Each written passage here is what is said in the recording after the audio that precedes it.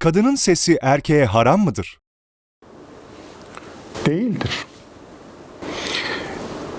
İlk nesil kadın ve erkek birbirine selam verirdi. Çünkü Kur'an'da selam verilmesi emrediliyor. Hatta verilen selamın daha güzeliyle alınması emrediliyor. Bu ayetler yer aldığı halde kadının erkeğe, erkeğin kadına selamını men eden bir geleneksel din algısıyla, benim ifademle uydurulmuş dinle karşı karşıyayız. Öyle bir ikiyüzlülük görüyoruz ki, kadının sesi erkeğe haram mıdır meselesinde, kadınlar erkeklerin her türlü sesini dinleyebiliyorlar. Ama neden erkeğin sesi kadına haram olmuyor da kadının sesi erkeğe haram oluyor? Eğer böyle bir mesele, böyle bir haramlık varsa karşılıklı olmalı bu. Kaldı ki böyle bir haramı ancak Allah koyar. Allah'ın koymadığı bir haramdan söz etmek, Allah'lığa kalkışmak, Allah'tan rol çalmaktır. Haşa. Bu ne cüret? Onun için bu tip sahte haramlar, her sahte haram unutmayalım ki arkasından bir yığın sorun getirir. İslam tarihi boyunca, Müslüman tarihi boyunca her sahte haram arkasından bir yığın sorunu sürüklemiştir. Zira Allah'ın helal kıldığı veya Allah'ın sükut geçtiği bir konuda bir haram koymak Yahudileşmektir. Yahudiler bunu yaparak Yahudileşmiştir. Sürekli haram koymuşlar, haramları çoğaltmışlardır. Ve okunmuşluk meselesi çıkmıştır ortaya. Koşer.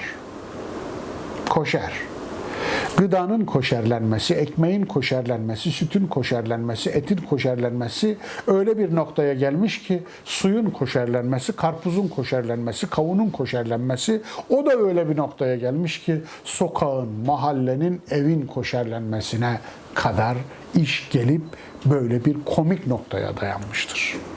İşte okunmuş şeker, okunmuş su, okunmuş Yasin işi Yahudilerin koşerlemesinden bir alıntıdır. Bir ithalattır.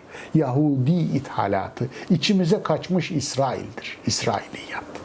Dolayısıyla falan haram mıdır demek için Kur'an'a bakmak lazım.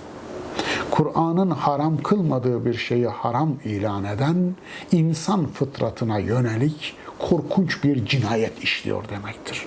Zira her ilave haram bambaşka yerleri yıkarak gelir ve insan ilişkisini bozar.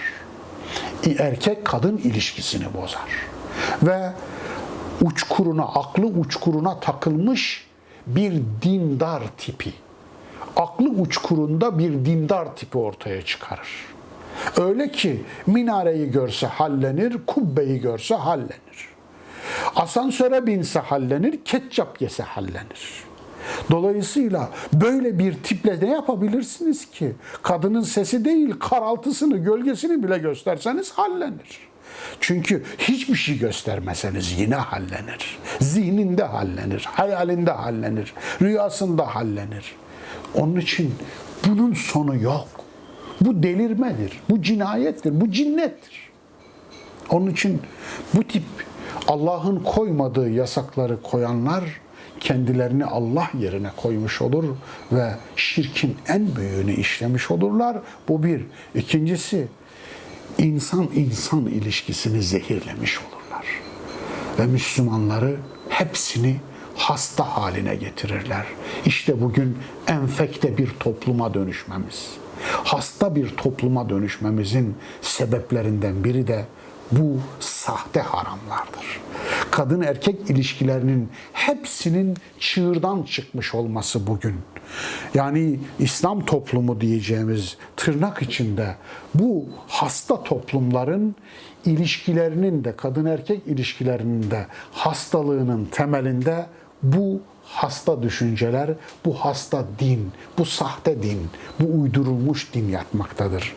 Bunun ilacı Allah'ın Kur'an ile indirdiği dindir.